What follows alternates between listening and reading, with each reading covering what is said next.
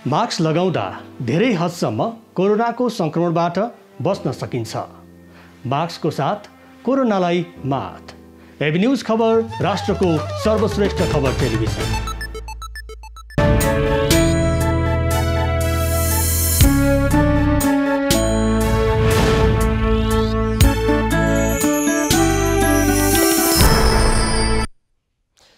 नमस्कार, कार्यक्रम व्यक्ति विषय र विशेषमा यहाँहरूलाई स्वागत छ।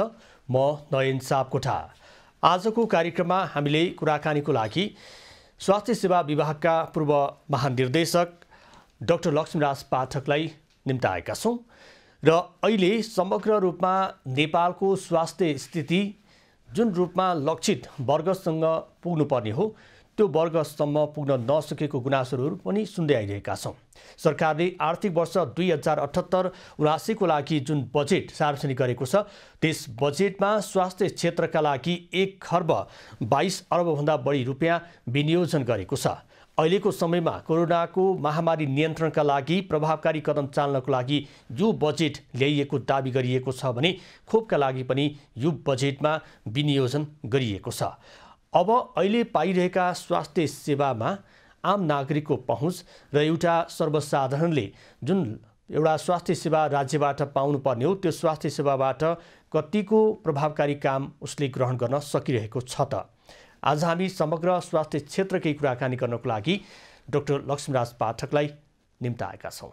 आउनुहोस् वाला कार्यक्रममा स्वागत गरौँ। डाक्टर साहब, स्वागत छ यहाँलाई। धन्यवाद, नमस्कार। अब सरकारले बजेट सार्वजनिक गरेको छ, स्वास्थ्य क्षेत्रको लागि पनि बजेट विनियोजन भएको छ। सर्वप्रथम यो बजेट जसरी सार्वजनिक गरियो स्वास्थ्य क्षेत्रको लागि यहाँले चाहिँ यो बजेटलाई कसरी हेरिरहनु भएको छ? यो बजेटलाई हेर्ने दृष्टिकोण चाहिँ अहिलेसम्मको दृष्टिकोण भनेको रकम बढायो भने बजेट राम्रो भन्ने चलन छ, तर त्यस्तो होइन। बजेटलाई 3 किसिमले हेर्नुपर्छ जस्तो मलाई लाग्दछ स्वास्थ्य क्षेत्रमा विशेष गरेर। एउटा त बजेट विनियोजन कति भएको छ, रकम विनियोजन कति भएको छ भन्ने कुराहरू त्यो अवश्य पनि हेर्नुपर्ने हुन्छ। दोस्रो कुरा चाहिँ बजेटको गुणात्मकता भनेको आवश्यकता अनुसार यो देशको स्वास्थ्य सेवाको र स्वास्थ्य सेवासम्मको पहुँच, गरिब जनताको स्वास्थ्य सेवासम्मको पहुँच का लागि बजेट विनियोजन भएको छ कि छैन भन्ने गुणात्मकताको हिसाबले।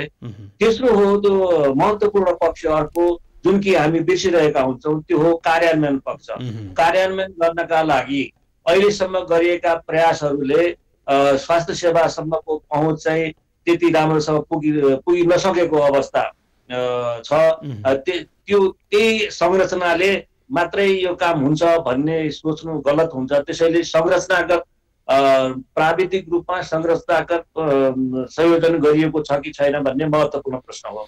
त्यसै यी 3वटा कुरामा आधारित रहेर बजेटको विश्लेषण गर्नुपर्छ जस्तो मलाई लाग्दछ।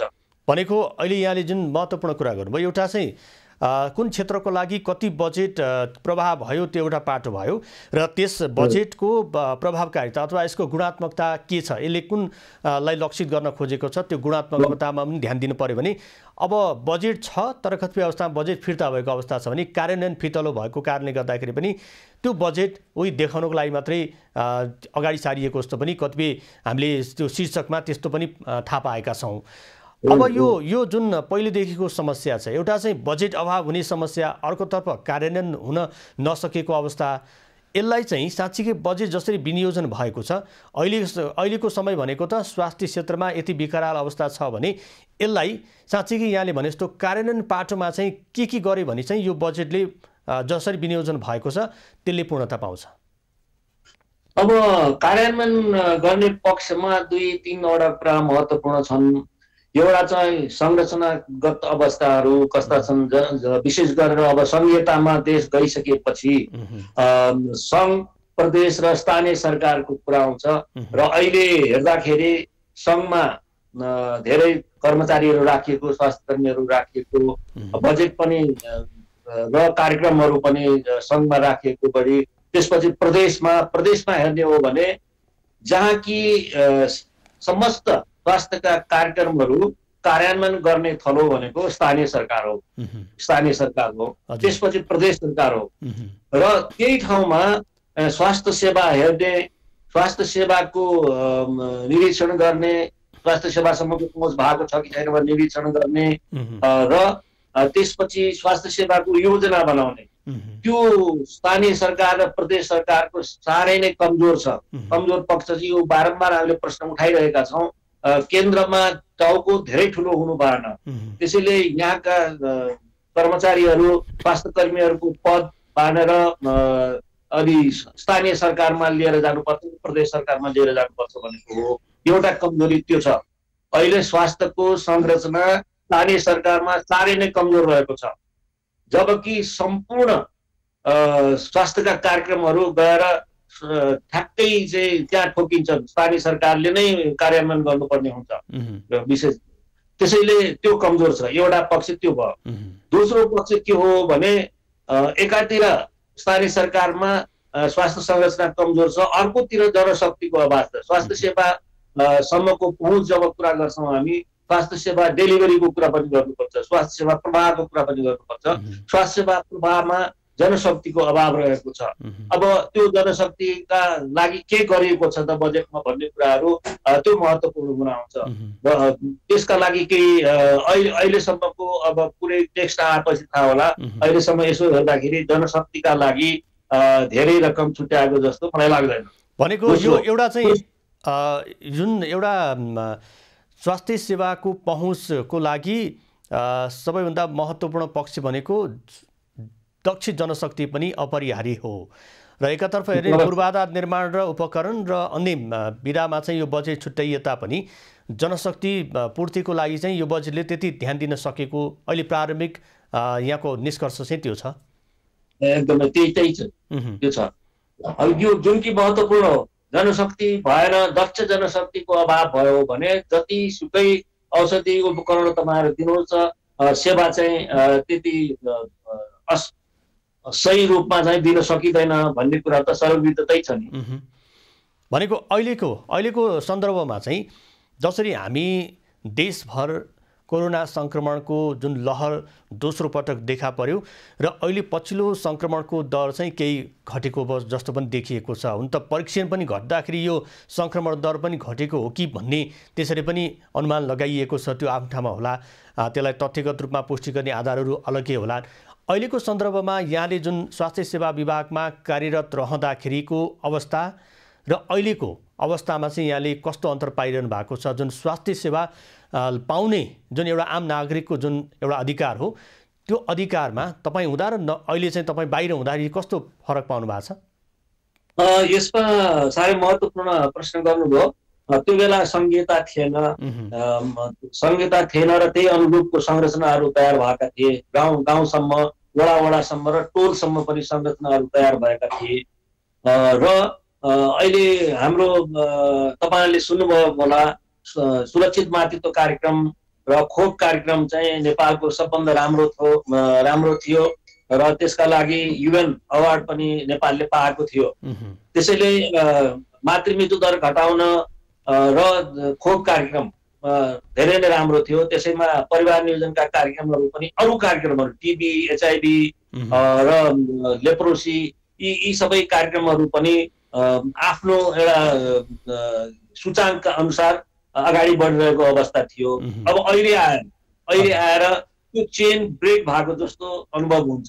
त्यो संरचनाले अहिलेको संहिताको हिसाबले काम गर्न सकिरहेको अवस्था छ र छैन, काम गर्न सकिरहेको छैन।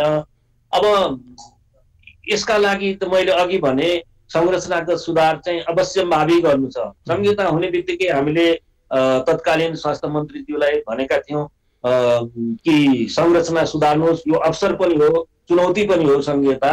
त्यसैले स्थानीय सरकारलाई चाहिँ बलियो बनाउनुहोस् र प्रदेश सरकारमा रहेको स्वास्थ्य संस्थाहरूलाई चाहिँ स्वास्थ्य संरचनाहरू बलियो बनाउनुहोस्। जसले कि अब हेर्नुहोस्, खरिद गर्छ, वितरण गर्छ, योजना बनाउँछ, त्यस्तो ठाउँ कमजोर भयो भने त्यसले कसरी सही मूल्याङ्कन गर्न सक्छ त? आवश्यकताहरूको मूल्याङ्कन गर्छ। त्यो एउटा चुनौती अझै पनि रहेको छ, विद्यमान छ। त्यो संरचनागत सुधार नगरिकन अहिलेको अवस्था हेर्नुहुन्छ भने जस्तै खोपको कार्यक्रम हामी झन्डै 79% पुगिसकेका थियौँ, अहिले त्यो घट्दो क्रममा छ। त्यस्तै परिवार नियोजनको कार्यक्रम पनि सूचाङ्कको आधारमा घट्दो क्रममा छ।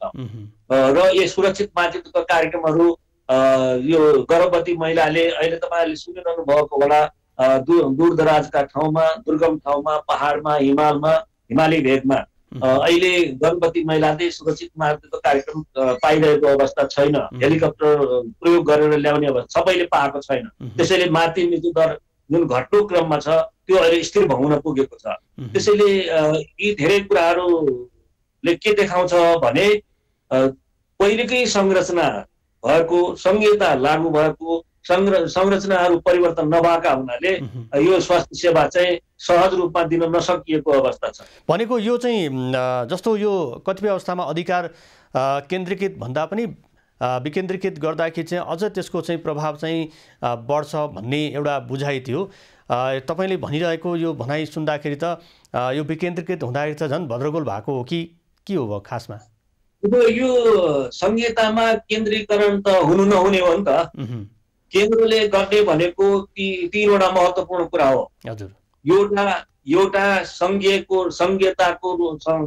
सरकारले आफ्नो बजेट बनाउने हो।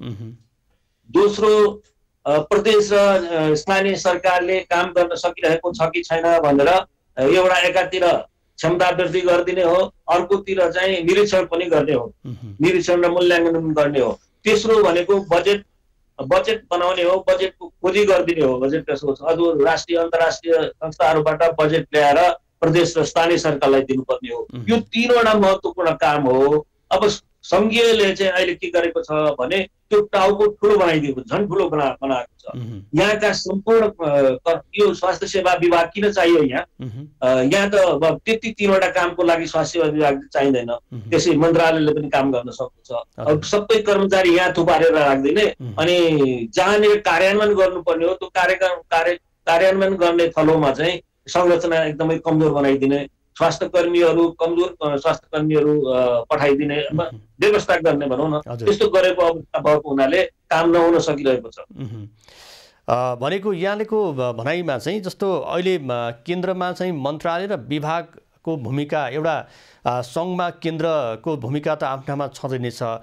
विभागले जुन एउटा आफ्नो दायित्वबाट विमुख हुँदाखेरि अथवा उसको अधिकार चाहिँ विकेन्द्रीकृतमा पनि हस्तक्षेप हुन खोज्दाखेरि यो समस्या सिर्जना भएको। अब दायित्वको कुरा भन्दा पनि संरचना जुन बनाइयो नि, यो संरचना विभाग यहाँ केन्द्रमा हुनु हुँदैन, प्रदेशमा हुनुपर्छ।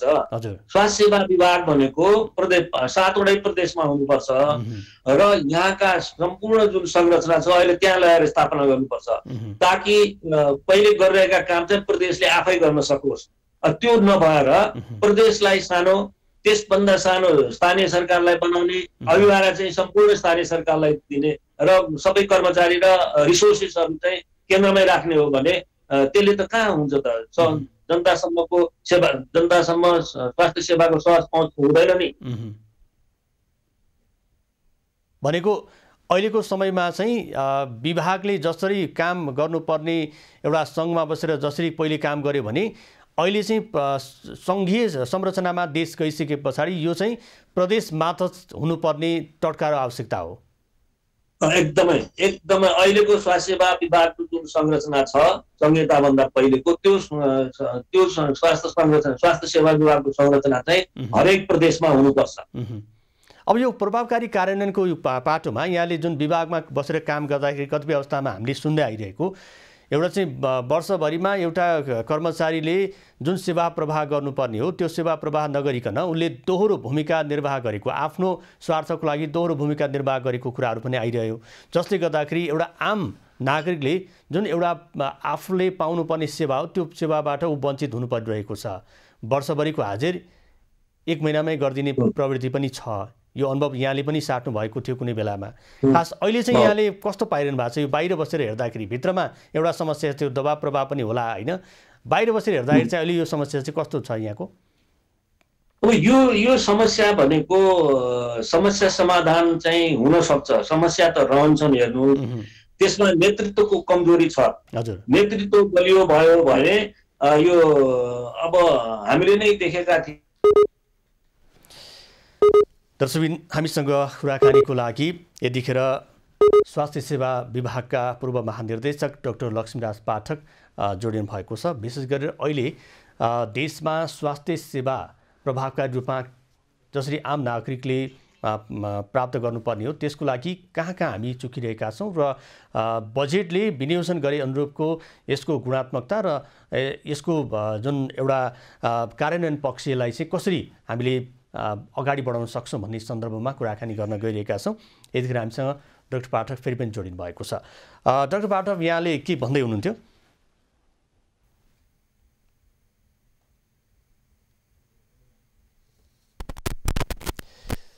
सम्भवतः फेरि पनि उहाँसँग सम्पर्क हुन सकिरहेको छैन र अहिले सरकारले सार्वजनिक गरेको बजेटमा स्वास्थ्य क्षेत्रको लागि 1 खर्ब 22 अर्ब रुपियाँ विनियोजन गरेको छ र विशेष गरेर कोरोना संक्रमण नियन्त्रण र न्यूनीकरणको लागि त्यसमा पनि खोपको उपलब्धतालाई पूर्णता दिनको लागि सरकारले यो बजेट छुट्याएको छ र यसको कार्यान्वयन पाटो कसरी अगाडि बढ्छ, खोपका लागि जुन आम सर्वसाधारण पालो कुरेर बसिरहेका छन् र कोरोना नियन्त्रणको प्रभावकारी कदम भनेको सम्पूर्ण नागरिकलाई खोपको उपलब्धता पुर्याउनु नै रहेको छ। यसैगरी यो उपलब्धतालाई पूरा गर्नको लागि सरकारले बजेट मार्फत पनि सम्बोधन गर्न खोजिरहेको छ र खोपको उपलब्धता भने अझै पनि पूर्ण रूपमा हुन सकिरहेको छैन। आम नागरिकले सहज रूपमा खोप लगाउने वातावरण अझै पनि बनिरहेको छैन र राष्ट्रपति कार्यालयबाट होस् अथवा मन्त्रालय तहबाट किन नहोस्, खोपको लागि जुन पहलहरू भइरहेको छ त्यो हेर्दाखेरि केही सकारात्मक लक्षणहरू पनि देखा पर्दै गइरहेका छन् र कतिपयले दोस्रो चरणको खोप पनि लगाइरहेका छन्। कोरोना न्यूनीकरणको लागि खोप प्रभावकारी बन्दै पनि गइरहेको छ। यतिखेर भने हामीसँग डाक्टर पाठक जोडिनु भएको जानकारी आएको छ। डाक्टर पाठक, यहाँले के भन्दै हुनुहुन्थ्यो? बिचैमा हाम्रो सम्पर्क टुट्यो। यो सम्पूर्ण कुराको अनिवार्य चाहिँ नेतृत्वले लिनुपर्छ भन्छु म त। नेतृत्व यदि सबल छ, सक्षम छ र कार्यान्वयन गर्न सक्ने क्षमता राख्दछ भने यी समस्याहरू जति अघि कुरा गऱ्यौँ हामीले, ती समस्याहरू समाधान हुन सक्दछन् भन्ने कुरा गरे। एउटा अर्को कुरा के हो भने, नहुनुको मुख्य कुरा के हो भने, मैले अघि अरू कुराहरू भनिसकेको छु। अहिले चाहिँ नेतृत्वकै कुरातिर जाउँ। स्वास्थ्य मन्त्रालय र मन्त्रीमुखी पदाधिकारी भयो भने अथवा सचिवमुखी पदाधिकारीहरू भयो भने पदाधिकारीहरूले काम गर्न सक्दैनन्। जनतामुखी पदाधिकारी हुनु पर्यो। जनताका लागि के आवश्यक हो भनेर पहिचान गर्नु पर्यो पहिलो कुरा। त्यो पहिचान गरिसकेपछि त्यो आवश्यकता परिपूर्तिका लागि स्रोत र साधनहरू जुटाउन सक्नु पर्यो। त्यो स्रोत र साधनहरू जुटाउने क्रममा आउने बाधाहरूलाई चाहिँ चाहे मन्त्रीले भनोस् चाहे सचिवले भनोस्, त्यस्ता बाधाहरूलाई नटेरेर समाधान गर्न सकिन्छ। अब त्यो क्षमता चाहिँ नेतृत्व वर्गमा आउनुपर्छ। त्यो चाहिँ केन्द्रमा मात्रै होइन, प्रदेशमा पनि र स्थानीय सरकारमा पनि। त्यो नहुन्जेलसम्म चाहिँ अहिलेको व्यतिथि भनेको हामीले जस्तै बजेटको कार्यान्वयनको कुरा हामी गरिरहेका थियौँ। कार्यान्वयन वर्ष एकदमै फितलो छ। त्यसमा एउटा महत्त्वपूर्ण पक्ष छ सार्वजनिक खरिद ऐन। अरू ठुल्ठुला आयोजनाहरू, पुल पुलेसा अरू जति पनि छन् त्यसलाई ध्यानमा राखेर सार्वजनिक खरिद ऐन बनाइयो। स्वास्थ्य सेवा चाहिँ भिन्न हो, यो भिन्न प्रकृतिको हो, यसलाई चाहिँ अलग गर्नुपर्छ भनेर हामीले बारम्बार भनिआएका छौँ। त्यो समस्या अहिले पनि रहिरहेको अवस्था छ। त्यसैले सर्वप्रथम सार्वजनिक खरिद ऐनलाई स्वास्थ्य सेवाका लागि बेग्लै सार्वजनिक खरिद ऐन बनाउनु पर्ने हुन्छ, जहाँको प्रकृति नै सेवा दिने प्रकृति हो। सेवा दिनका लागि गुणस्तरीय उपकरण चाहिन्छन्, गुणस्तरीय औषधि चाहिन्छ। त्यसका लागि चाहिँ छुट्टै व्यवस्था गर्नुपर्ने हुन्छ। एउटा कुरा त्यो हो। किनभने अहिले त खरिद गर्दाखेरि खरिदको प्रक्रिया यति लामो छ किनभने खरिद ऐन एउटा छ, त्यसलाई पालना गर्नुपर्ने हुन्छ। खरिद प्रक्रिया लामो छ एक। दोस्रो कुरा चाहिँ सबभन्दा सस्तोमा जसले दिएको छ सबभन्दा कम दरमा जसले दिएको छ त्यसलाई दिनुपर्छ भनेपछि तपाईँ दर पनि कम भएकोलाई दिने, जसको गुणस्तरीय औषधि माग्ने, उपकरण माग्ने, तर त्यसको चाहिँ दर चाहिँ कम भएकोलाई दिनुपर्ने, सबभन्दा सस्तो वालालाई दिनुपर्ने बाध्यता भएको हुनाले पनि स्वास्थ्य सेवामा धेरै ठुलो असर परिरहेको छ। एउटा त छिटो किन्न नसकिने अवस्था छ, किनभने 35 दिनको म्याद दिनुपर्ने छ। दोस्रो कुरा चाहिँ जस्तै हाम्रो पालामा भनौँ त्यो बेला हामीले पछि त त्यो टुट्यो, सोझै कम्पनीसँग सम्पर्क गरेर हामीलाई चाहिने वर्षभरिको सामानहरूको लिस्ट बनाएर हामी सोझै कम्पनीहरूसँग डिल गरौँ 1 वर्षका लागि। डिल गरिसकेपछि के भयो भने हामीले सोझै अस्पतालका लागि औषधि उपकरण हो भने सस्तोमा दिन्छ कम्पनी, धेरै नै सस्तोमा दिन्छ। अब यो सार्वजनिक खरिद ऐनले त्यो अवस्था मिलाइदिएको छैन भनेपछि यो चाहिँ एउटा अप्ठ्यारो छ। त्यसैले कुनै पनि कर्मचारीले अहिले रिस्क लिन चाहँदैन। रिस्क लिएको अब यो सञ्चालन गरेपछि, खरिद गरेपछि खरिद प्रक्रिया पुरै पालना गर्नु पर्यो र अहिले राम्रो काम गरे पनि नगरे पनि यो चाहिँ गलत भइरहेछ भन्ने अरू कम्पनीहरूको दलालहरू छन्।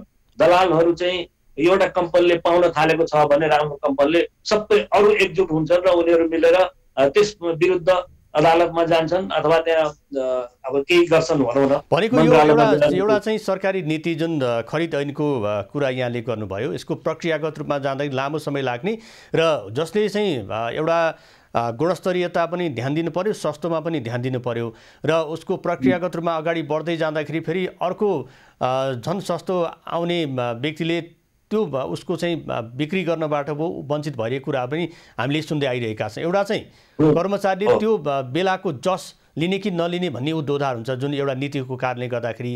अर्कोतर्फ भनेको चाहिँ यही खरिद ऐनकै प्रक्रियामा होला, जस्तो स्वास्थ्य सेवा विभागले जिल्लामा जसरी औषधि वितरण गर्दछ, कतिपय यसको प्रक्रियाले गर्दाखेरि पनि औषधि बेलामा नपुग्दाखेरि म्याद गुज्रिएको औषधि अथवा अन्य चाहिँ औषधिजन्य सामानहरू चाहिँ सम्बन्धित ठाउँमा पुग्नुपर्ने बाध्यता रहेको छ। अब यो समस्या चाहिँ अहिलेको समस्या होइन, पहिलेदेखि यो समस्यालाई चाहिँ निराकरण गर्न नसकेको कारण चाहिँ के होला? किन हामी चाहिँ यो पछाडि परिरहेको? अहिले त संहिता आइसकेपछि यसले चाहिँ निरन्तरता नपाउनु पर्ने हो, किनभने सङ्घले नै किन्नुपर्छ, सङ्घले नै वितरण गर्नुपर्छ, सङ्घले नै गाउँ-गाउँसम्म औषधि पुर्याउनु पर्छ भन्ने होइन। त्यसैले अब चाहिँ प्रदेशलाई अधिकार दिनु पर्यो र स्थानीय सरकारलाई पनि आदेश दिनु पर्यो, किनभने केही औषधिहरू यस्ता छन् जो स्थानीय सरकारले सोझै किन्न सक्छ, किनेर वितरण गर्न सक्छ। हजुर, स्थानीय सरकार भन्ने नजिक जनतासँग नजिक रहने स्थानीय सरकार, त्यस्तै त्योभन्दा माथिका केही स्थानीय सरकारले किन्न नसक्ने, वितरण गर्न नसक्ने, जुन उपलब्ध हुन नसक्ने त्यस्ता सरसामानहरू, औषधिहरू, उपकरणहरू चाहिँ प्रदेश सरकारले किन्नुपर्छ। प्रदेश सरकारलाई त्यो अधिकार दिइयो भने प्रदेश सरकारले त्यो अधिकार प्रयोग गर्न सक्छ। तर दुर्भाग्य सार्वजनिक खरिद ऐन यो 1 वर्षको अनुभवले, संहिता आइसकेपछिको 3 वर्षको अनुभवले के देखाउँछ भने प्रदेश पनि त्यसैबाट आक्रान्त। सार्वजनिक खरिद ऐन र ढिला सुस्ती, एक त समयमै टेन्डर गर्न नगर्ने, यो एउटा समस्या अर्को छ। जस्तै बजेट, त्यो बेला बजेट साउनमा भदौ असोजमा आउँथ्यो है। अब अहिले तर हामी के गर्थ्यौँ भने असारमै टेन्डर निकाल्थ्यौँ, किन हामीले चाहिने कुरा त हामीलाई थाहा थियो नि त। टेन्डर प्रक्रिया जबसम्म बजेट आउँथ्यो पुरा भइसकेको हुन्थ्यो। अहिले के हुन्छ भने बजेटलाई पर्खिराखेको हुन्छ, त्यो बजेट आइसके एक त ढिलो जान्छ, बजेट आइसकेपछि अनि टेन्डर प्रक्रिया सुरु हुन्छ भन्नाले यो लामो प्रक्रिया हुन्छ।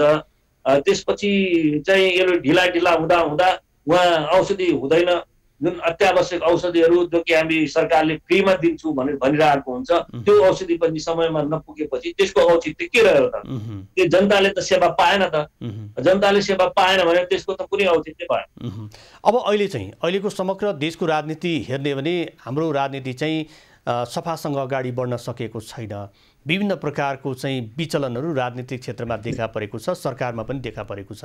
एकातर्फ अध्यादेश मार्फत बजेट आएको छ भने यो अध्यादेशको बजेटलाई अब कसरी चाहिँ पुरा गर्ने तर्फ पनि सबैले चाहिँ त्यति विश्वस्त हुन सकिरहेका छैनन्। र सँगसँगै अहिलेको समय भनेको स्वस्थ एउटा चाहिँ निरोगी नागरिकको लागि सरकारले बजेटमा त्यो खालको व्यवस्थापन पनि गरेको सुनिएको छ। अब त्यसको कार्यान्वयन पक्ष र गुणात्मकता त यहाँले अघि नै भनिसक्नु भएको छ। अहिलेको समयमा यो राजनीतिक तरलताको कारणले गर्दाखेरि स्वास्थ्य क्षेत्र प्रभावित हुने टटकारो रूपमा हामीले देख्दै आइरहेका छौँ। अब यो समस्या जुन छ, यो समस्यालाई चाहिँ हामीले निराकरण चाहिँ कसरी गर्न सक्छौँ अहिलेको राजनीतिक तरलताको कारणले गर्दाखेरि? डाक्टर साहब, जस्तो अहिलेको समयमा जसरी अध्यादेश मार्फत बजेट आएको छ, स्वास्थ्य क्षेत्रमा पनि बजेट बढोत्तरी भएको छ र यो राजनीतिक तरलताले गर्दाखेरि स्वास्थ्य क्षेत्र जस्तो संवेदनशील क्षेत्रमा यसले चाहिँ असर पुर्याउन सक्ने सम्भावनाहरू चाहिँ यहाँले के देखिरहनु भएको छ? असर पुग्छ। त्यसैले मैले भनेको हो, राजनीति र स्वास्थ्य सेवामा कार्यरत पदाधिकारीहरू, स्वास्थ्य कर्मीहरू चाहिँ राजनीतिबाट अलग हुनुपर्छ, राजनीतिक प्रक्रियाबाट अलग, राजनीतिक दबावबाट मुक्त हुनुपर्छ भन्ने मैले अघि नै भन्ने कारण त्यही हो। त्यो मुक्त हुनुपर्ने हुन्छ। एक, त्यो मुक्त नभइसकेको अवस्था चाहिँ अहिले देखेका छौँ। राजनीतिक दबावबाट काम गरेर पदाधिकारीहरू काम गरेको सुनिन्छ, जसले गर्दाखेरि कामहरू कार्यान्वयन हुन सकिरहेका छैनन्। एक अर्को कुरा चाहिँ अब तपाईँलाई एउटा कुरा भनौँ यही माध्यमबाट, यदि न्युज टिभीबाट, कोरोनाको महामारी सुरु भइसकेपछि तत्कालीन स्वास्थ्य मन्त्री भानुभक्त ढकालजीसँग एउटा मिटिङमा हामीले कुरा गरेका थियौँ कि स्वास्थ्य यो चाहिँ रेगुलर सर्भिस होइन। महामारी भनेको यो आकस्मिक सेवा, आकस्मिकतामा रेगुलर